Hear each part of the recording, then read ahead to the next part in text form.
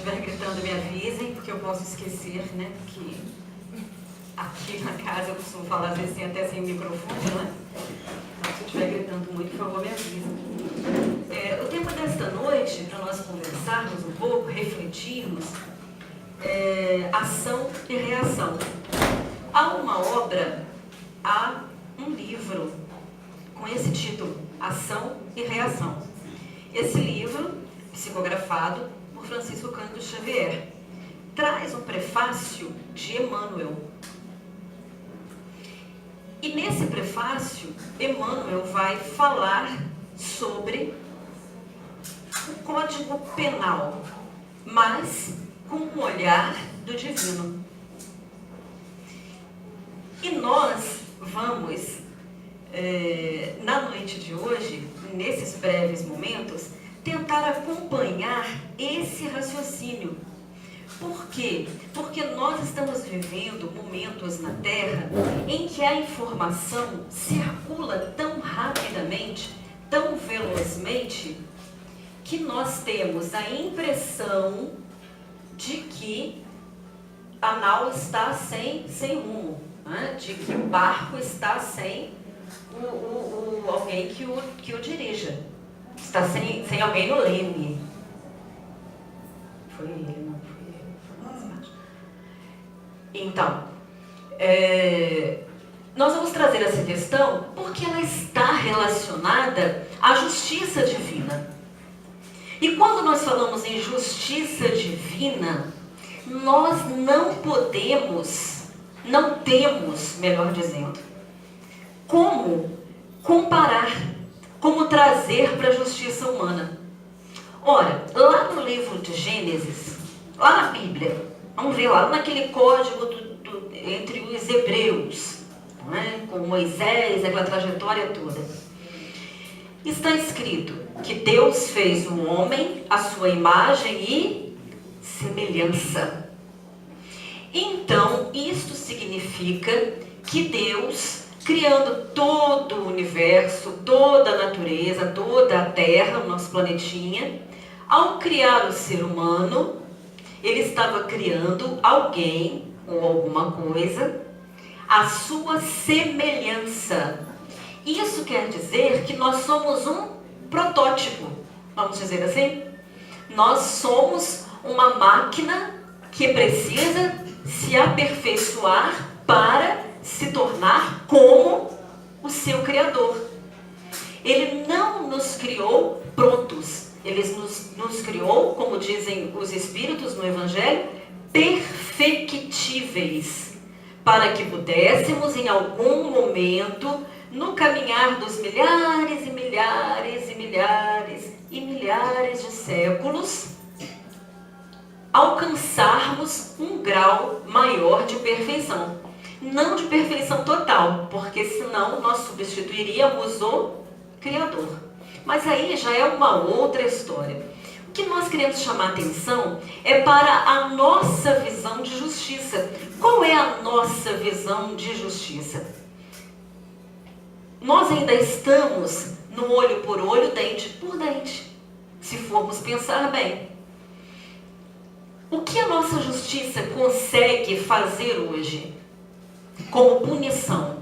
Nós estamos falando a nível de Brasil, da nossa pátria, para nós aqui.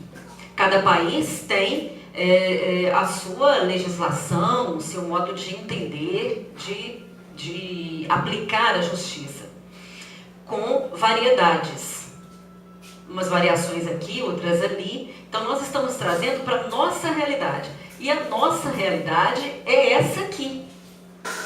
Não adianta eu falar assim, eu vou me mudar para a Europa. Nós já fomos expulsos de lá, da Europa. Nós fomos expulsos, não nos comportamos bem. Nós somos os anjos decaídos lá do mundo velho. E fomos abraçados por Ismael aqui no Brasil. Então a nossa tarefa é aqui. Não adianta eu querer voltar para casa antes do tempo, porque nós não soubemos valorizar as encarnações que vivemos nesses lugares. E estamos aqui com uma missão, com um trabalho ligado à doutrina espírita. Então vejamos, a nossa justiça aqui nosso Código Penal, cheio de falhas, o máximo que ele consegue fazer é o quê? Isolar o indivíduo.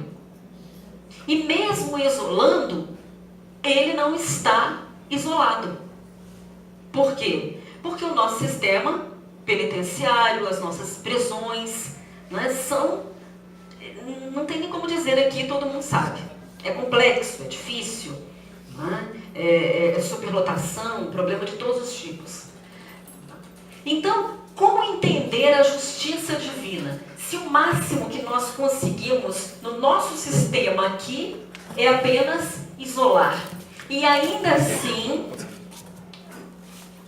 centenas de casos que não foram resolvidos, não foram sequer avaliados, que dirá julgados. Pessoas que estão aprisionadas meses, anos, e que ainda não passou nem pelo que deveria, né? Tirou. O que eu estou querendo dizer com isso? Que nós não temos um parâmetro dentro do nosso nível evolutivo para estabelecer uma justiça. Então, se alguém mata alguém, por exemplo, nós poderíamos perguntar aos amigos aqui o que cada um acha que deveria acontecer. Qual seria a punição?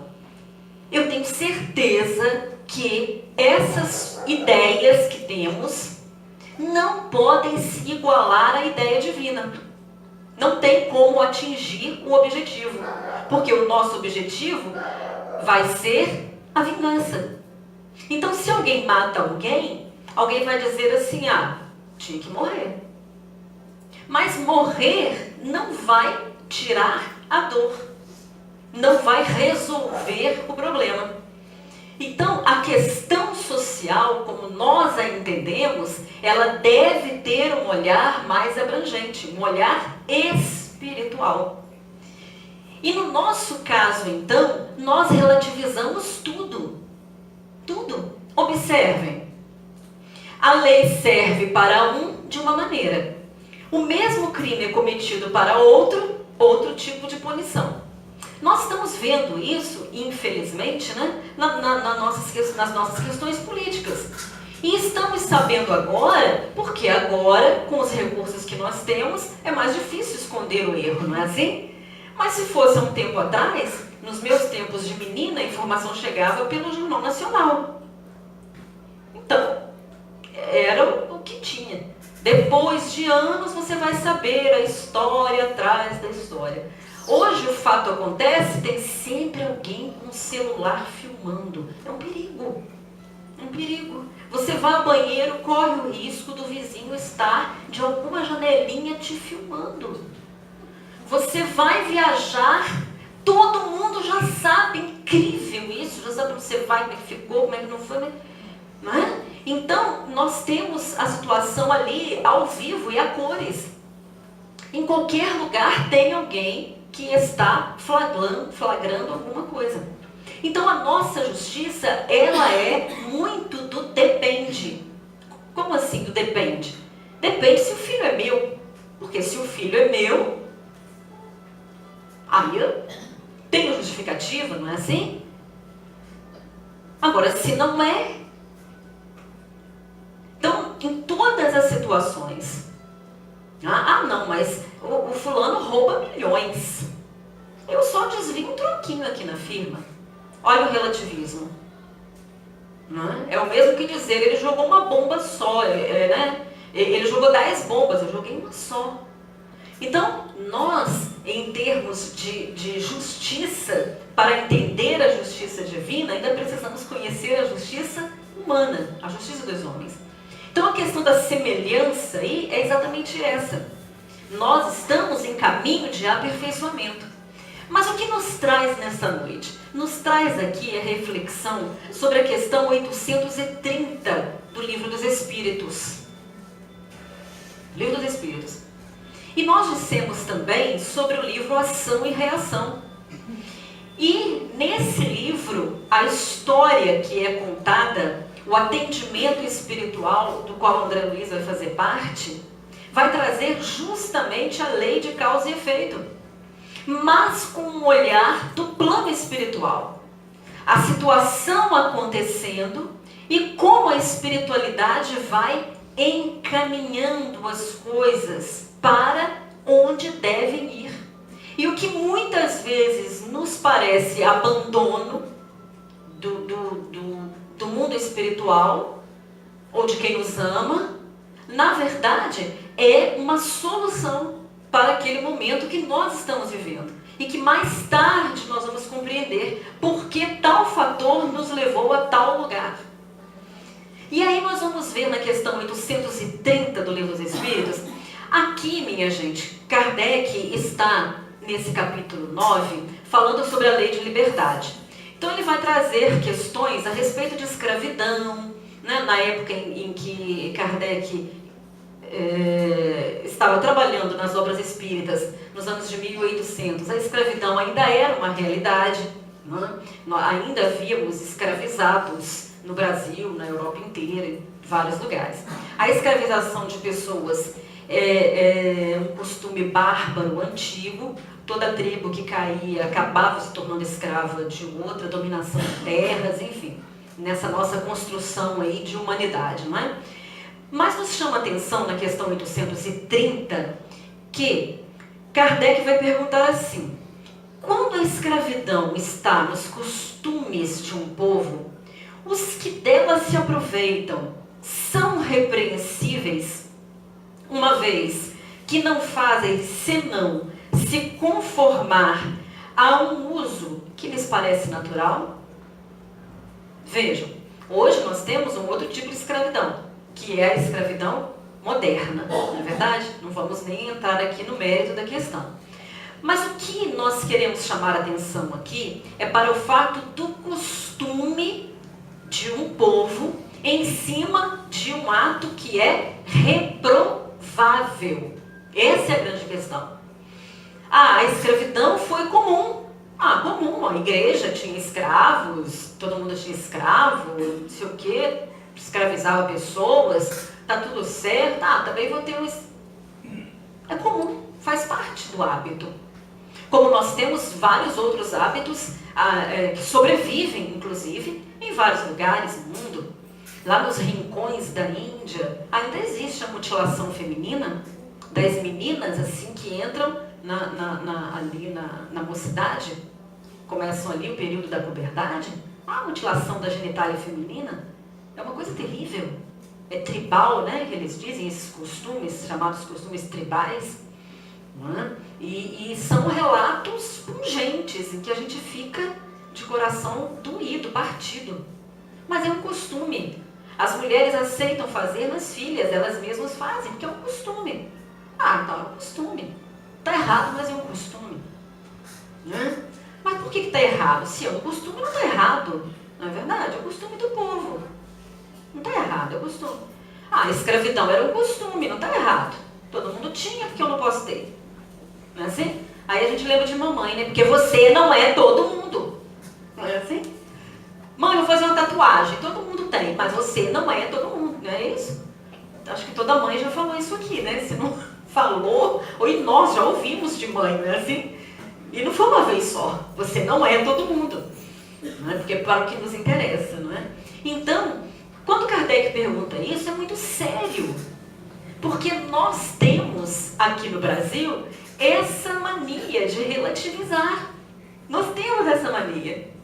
Nós temos interesses e a gente não sabe nem como as coisas acontecem. Não é?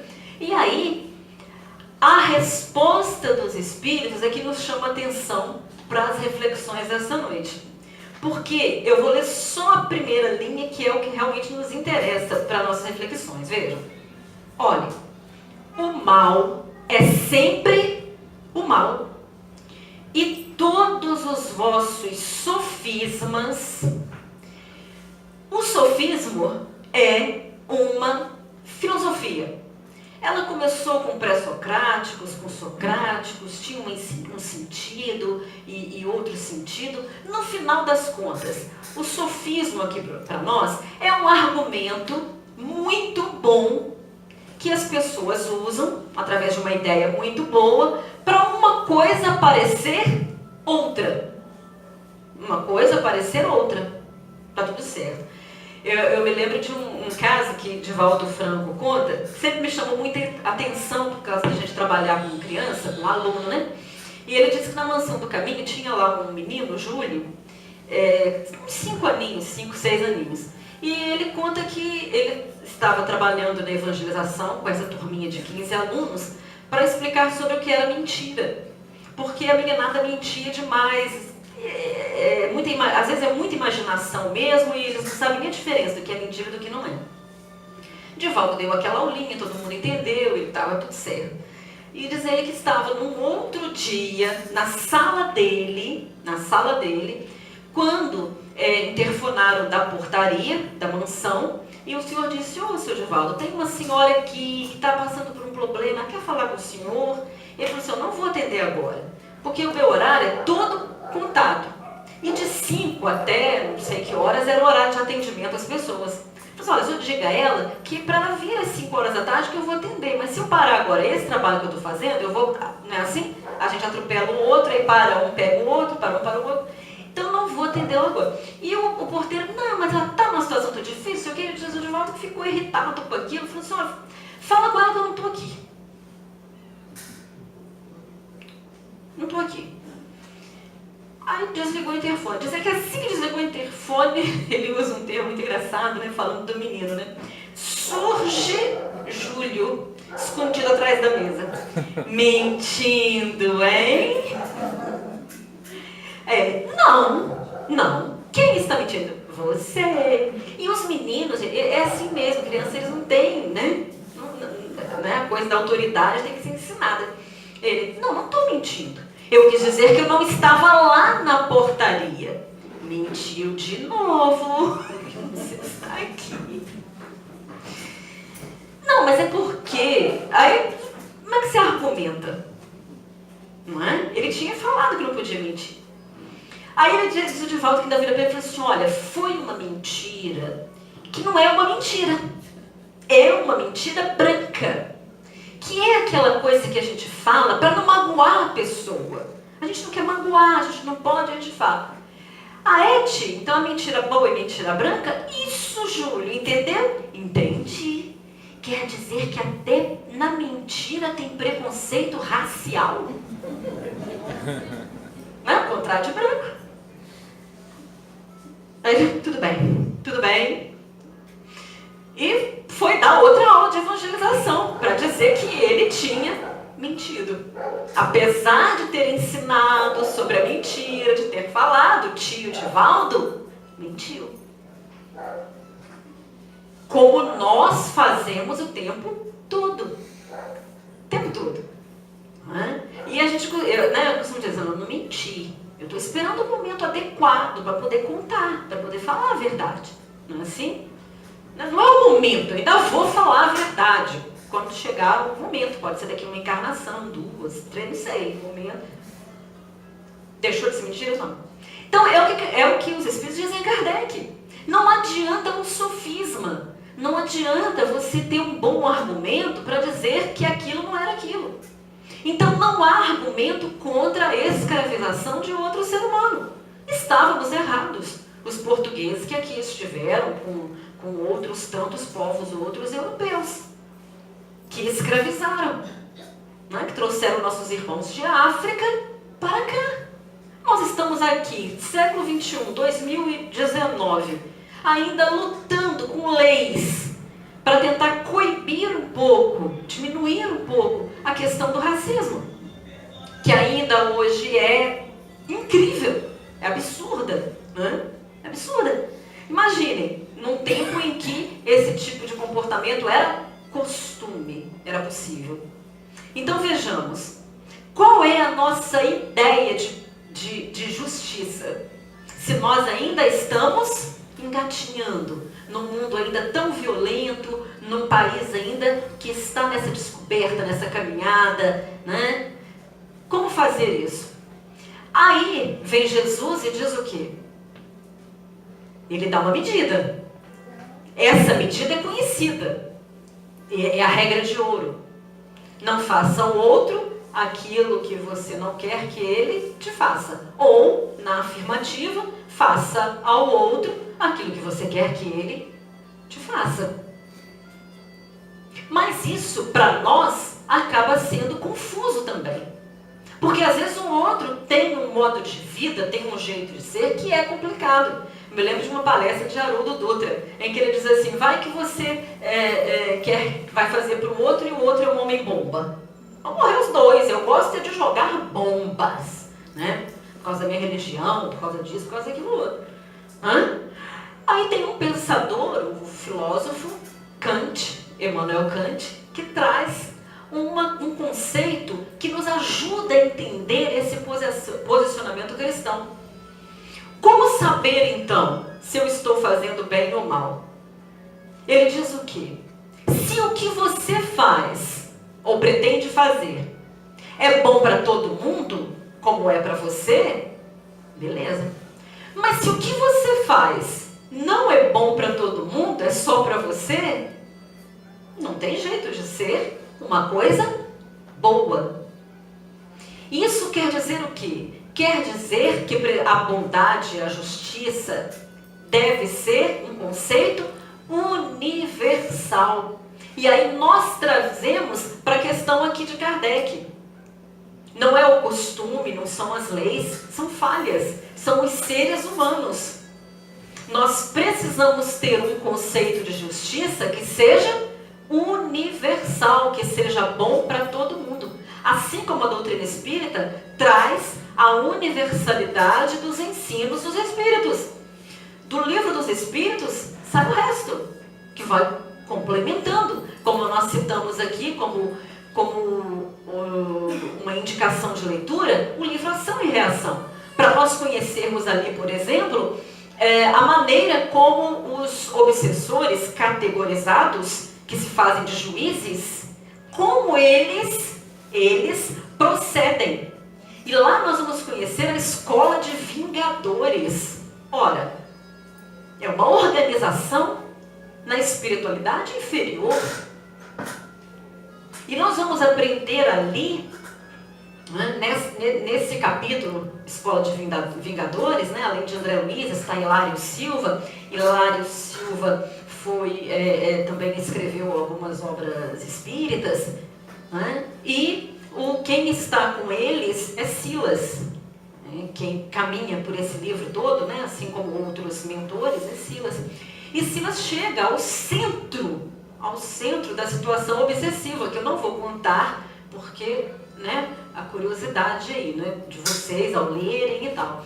Mas o que a gente tira de lição ali é que Silas, ao se aproximar desses vingadores, ele não chega, olha, eu vim aqui em nome de Deus, nosso Pai, meu irmão, você se retire, e não é assim? Não, não. Ele chega e pergunta, como é que vocês fazem? Qual é a técnica de vocês? Ele vai estabelecer um diálogo. Ele vai estabelecer uma maneira de saber o que o outro, que quer o mal, como ele quer, ou como ele faz, etc. E a lição deixa André Luiz e a nós, quando lemos, de boca aberta. De boca aberta. No cerne da lição está o quê? Os nossos desejos comuns do dia a dia. Isso é o justiceiro das trevas falando. Olha, todo mundo tem os desejos comuns aí, do mundo. Quais são nossos desejos comuns? Quem veio direto do trabalho, da rua, já está começando a sentir fome. Ou já está com fome. E se eu me alongar muito, vai começar a vibrar mal contra mim. Não é assim? Por quê? Por causa do desejo da fome, que é um desejo imediato. Quero ir ao banheiro. Não dá para esperar, não dá para esperar. É um desejo imediato, é o organismo. E nós somos, invariavelmente, dirigidos pelos nossos desejos. O dia inteiro, o tempo inteiro. Eu quero ir para o WhatsApp agora. O WhatsApp já não é mais desejo nosso, viu, gente? Eu devo informar que o WhatsApp é uma rede aí, Facebook, etc., Instagram, que já dominou as consciências todas, humanas e extra-humanas, Entendeu? De modo que ou a gente nasce com mais um braço daqui pra frente, porque atrapalha, não é assim? Você tem que fazer tudo com o celular, você está cozinhando, está fazendo comida, você quer ver o que está acontecendo. Não é isso que está acontecendo? Nós estamos absorvidos. Né? Você vê pessoas fazendo cada estratégia física para ter o celular no ouvido, enquanto está fazendo outras coisas, que é um marabalismo, uma coisa incrível. Não dá conta de ficar 5 minutos sem... Não é isso? Então, o que acontece? Desejos o tempo inteiro. O tempo inteiro. E você vai realizando. Ah, estou com fome, como tudo. Ah, quero ir na vizinha, vou o tempo inteiro. Você não pensa, você vai seguindo. Tem um trabalho que vai fazer, tem essa contabilidade, tem essa venda, tem isso, tem aquilo. E vai. E dorme, acorda, e dorme, acorda. Ah, hoje é de dia, o centro, mas aí diz o justiceiro, mas cada um tem um desejo especial que se repete. Então é fácil. A gente manda um ajudante, né? Um assessor, fica perto. Porque aquele desejo vai ficar repetindo. Ele vai aparecer entre a fome, na hora do almoço, na hora do jantar, no trabalho, aquilo vem na cabeça. Ah, como eu queria. Mas o dia... Pode ser qualquer coisa. Um desejo de vingança, um desejo de que o outro seja destruído, um desejo de que seu inimigo pague, um desejo de conseguir alguma coisa material. Um desejo e fica ali. E aí eles fazem o quê? Eles aumentam aquele desejo. Nenhuma obsessão se dá sem que não haja uma matriz. Matriz. É assim que, por exemplo, no momento de fúria, acontece o crime passional. Há alguns anos, nós estávamos fazendo o programa da rádio, eu e Paulo. Alguém liga, pede para entrar no ar. Quando isso acontece, a gente gela. Fica na felicidade, mas gela. Porque a gente não sabe o que vai vir ali. E a pessoa pergunta, é sobre aquele crime que aconteceu. Foi um crime em que o namorado matou a namorada. Não vou entrar em detalhes, crime até famoso. E sobre isso, como é que a justiça divina é misericórdia, gente? Olhei para o Paulo olhou para mim, agora vamos responder, né? Vamos tentar, o que é doutrina, etc. Como é que a gente coloca naquele momento ali a reencarnação, vida após a morte, causa e efeito, etc. e tal? Mais as obsessões cruéis. Imaginem esse julgamento. O jovem era um jovem, aparentemente, né, assim de boa índole, trabalhador, etc. Em momento de fúria, ele matou. Ciúmes de tudo, matou. Imaginem a mãe desse jovem, na frente do juiz. Ô, seu juiz, é meu filho. Eu criei, vi nascer, dei de mamar aqui no meu peito, dormiu aqui no meu colinho, ensinei a rezar pequenininho. Uns trabalham, a gente vai na dificuldade. Foi sem querer, seu juiz. Ele ama essa moça demais da conta. Aí vem a mãe da moça. Ô, seu juiz, criei minha filha. Linda minha menina, minha princesa, cheia de sonhos. Carreguei no colo. Fiz as tranças do cabelo. Agora vem esse homem e tira a vida da minha filhinha? Quem gostaria de ser esse juiz? Então, o que acontece ali? Acontece que nós temos, em outra obra, que é uma continuidade do Livro dos Espíritos, que chama-se O Céu e o Inferno. E lá tem um capítulo que trata das penas, né? É o Código Penal da Vida Futura. Nesse Código Penal da Vida Futura, os Espíritos vão informar a Kardec que nós passamos, de acordo com a justiça divina, nós passamos a três fases, 3 processos. O primeiro é o arrependimento. O segundo é a culpa. E o terceiro é a reparação. Então, para a justiça divina, nós temos esses 3 processos. A culpa, por quê? Porque, de acordo com os Espíritos, aqui no Livro dos Espíritos, a lei divina está escrita na nossa consciência. E essa consciência, ela vem se desenvolvendo ao longo das encarnações. Aí, quando nós cometemos um erro, ou um erro desses graves, como nós dissemos aqui, não é a primeira vez que o cometemos. O suicídio, O suicida, ele não é suicida de primeira encarnação. Ele já é reincidente. Ele não dá conta. Chega no momento em que ele precisa ultrapassar para cumprir a sua prova, ele tira a própria vida.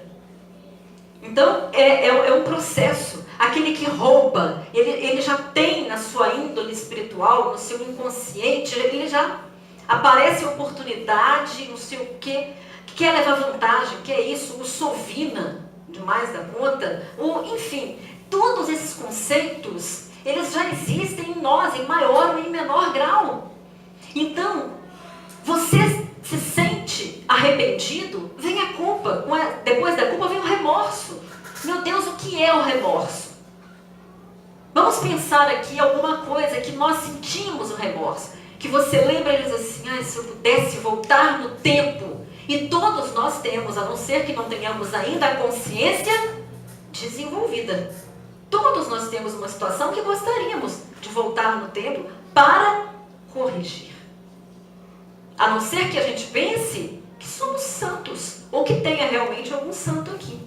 Mas não acredito que ele viesse aqui ouvir a Zélia falar, não é verdade? Faz sentido. Então vejamos. Da culpa, nós temos que sair. É imprescindível sair da culpa, porque a culpa ela vai criando um monte de lixo. Daí a pouco vira um aterro. E aí a gente se afunda. Porque com o sentimento do remorso, nós vamos para a reparação. Como se dá essa reparação? Se ela não foi feita aqui a contento na justiça divina, na justiça da terra.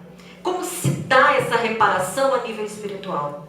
Aí nós vemos nascer e nós encontramos crianças que nascem com uma paralisia cerebral fortíssima, seríssima, totalmente mobilizadas, que foram antigos suicidas, assassinos, que nascem cegos, não vão poder acertar o alvo. Não é? Nós vamos ver situações de crianças que adquirem certas doenças. Não é? Nós vamos ver o problema a questão do autismo, a questão de tantas outras situações. Nós vamos ver as crianças com síndrome de Down, todas parecidas. A síndrome, ela faz exatamente isso. Ela deixa todos com as mesmas características, né? O fenotipo todo. E é uma maneira da criança se desviar dos desafetos, né? Que não os identificam. É uma maneira também dela se esconder, ter o tempo da reparação, quando criadas ali com amor, com carinho, e são espertas, e são inteligentes, e são amoráveis, são afetuosas. E vejamos, a justiça divina está o tempo inteiro ao nosso lado, nos mostrando a realidade, e em nós mesmos, com situações que nós não esperamos e que acontece, em que somos abandonados, em que somos traídos, em que somos, recebemos ingratidão, em que, enfim. Então, meus amigos, voltando lá à questão do Gênesis, a imagem e semelhança de Deus.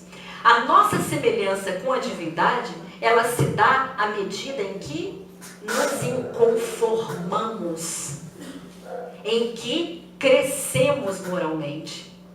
Então você pode medir, pelo menos, avaliar pelo menos em você como anda a justiça, o seu conceito de justiça divina. Quando você já consegue pensar no que vai ser o sofrimento daquele que cometeu o crime. Porque ele vai ser punido aqui e vai ser punido além. E vai voltar à encarnação punido, sofrendo limitações, misérias as mais variadas, pobrezas e dificuldades que nós estamos vendo no planeta. Então, nós vamos ver ali uma possibilidade de redenção. Porque, como nós dissemos, a mãe não vai poder julgar o seu filho, mas ela pode ascender, subir em espiritualidade e interceder por ele, como foi o caso do próprio André Luiz. em que a mãe reencarna no livro Nosso Lar, ela vai reencarnar, vai ser esposa do marido, o marido preso nos umbrais com 2 amantes, e vai ter as amantes como filhas. Ela vem, vai ensinar, volta para o nosso lar, e os 3 vão. Como vai ser essa família? Dá para imaginar? Vai ser como muitas das famílias que nós vemos. Muitas que ainda hoje sofremos, por exemplo, a questão de gênero dos nossos filhos. É uma questão que está aí, aberta. E as nossas crianças, nossos jovens hoje, querem se assumir nessa postura do gênero. E os pais mandam para a Europa, né? Se puder. Se não der para ir para a Europa, vai para Juiz de Fora mesmo, né? Assim. Como é que faz? Como é que fica aí?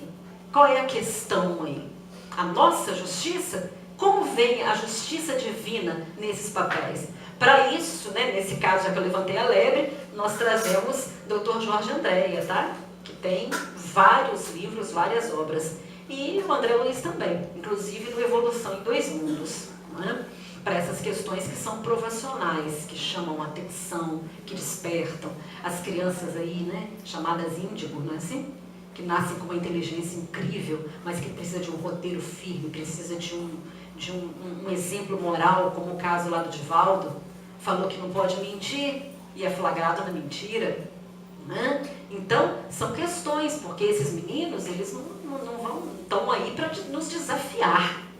E desafiar o nosso conceito de justiça, principalmente. E se esse conceito, ele busca, né, algo de espiritual. Então, para nos entendermos, vamos perceber. Eu ando descartando muito as pessoas da minha vida. Ah, esse aqui não gosto, quero nem cumprimentar. Cada um que nós descartamos é um com quem nós vamos nos reencontrar depois. No plano espiritual, na outra encarnação, porque nós não estamos juntos por acaso. O grupo familiar, então, é o ponto de encontro, é o nosso cosmo, é o nosso universo. Tudo está no nosso grupo familiar. Os afetos, os desafetos, os criminosos, os assassinos, os ladrões, os bons, os santos, Está tudo ali. Está tudo ali. É um microcosmo. Quem somos nós nesse papel? Qual é o meu papel? O quanto eu já me incomoda, né? Não cumprimentar o outro, deixar de ser cumprimentado por ele, porque ele me descartou da vida dele. Mesmo sabendo que iremos nos reencontrar. A casa espírita é um celeiro também de encontros e desencontros, não é assim? E aí a gente começa a avaliar, a perceber.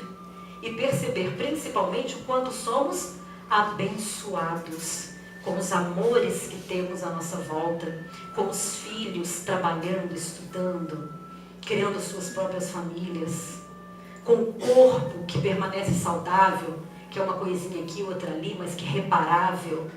E a gente tem uma possibilidade de sair da inércia, da preguiça, né? E movimentar. O quanto nós temos a agradecer nessa caminhada, e no momento em que nós estamos, né? Nesse momento evolutivo. E aí vamos perceber que estamos sim bem influenciados, bem amparados, protegidos, não é? E nós então nos despedimos dos amigos, agradecendo o carinho, né? A vibração carinhosa, e desejando a todos muita paz, lembrando o nosso Mestre Jesus: onde estiver o seu tesouro, aí estará o seu coração. Onde estão os nossos amores, valores, junto deles nós estaremos também. Muito obrigada, viu?